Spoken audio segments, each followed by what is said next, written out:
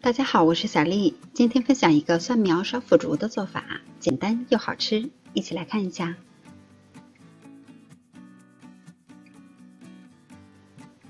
准备适量的腐竹，提前泡发好，洗净，再斜刀切成段。准备一把蒜苗，同样的斜刀切成段。准备适量的猪肉，切成薄片，葱花、姜末和小米椒段。热锅凉油，下入肉片煸炒。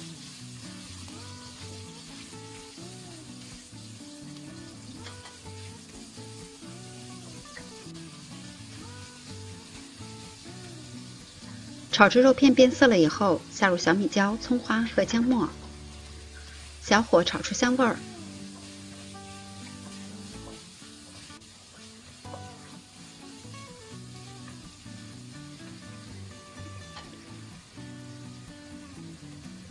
然后在锅中加入适量的清水，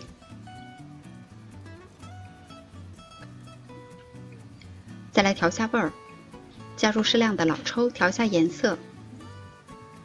1勺生抽，1点白糖提鲜，适量的盐，再加入半勺蚝油，用铲子推动一下，把调料化开。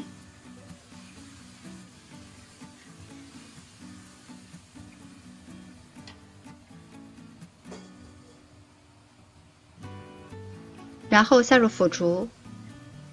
可以用铲子推匀，再加盖儿，保持中火烧2到3分钟，这样做出来的腐竹会更加的入味儿。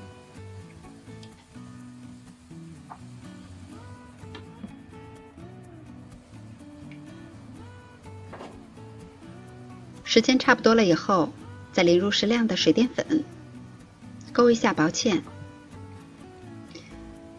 最后再放入蒜苗。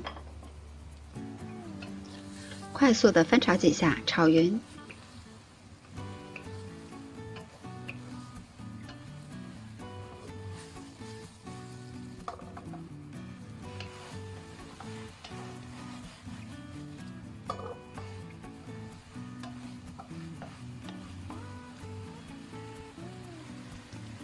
炒到蒜苗已经有一些变色了，再淋入少量的熟油。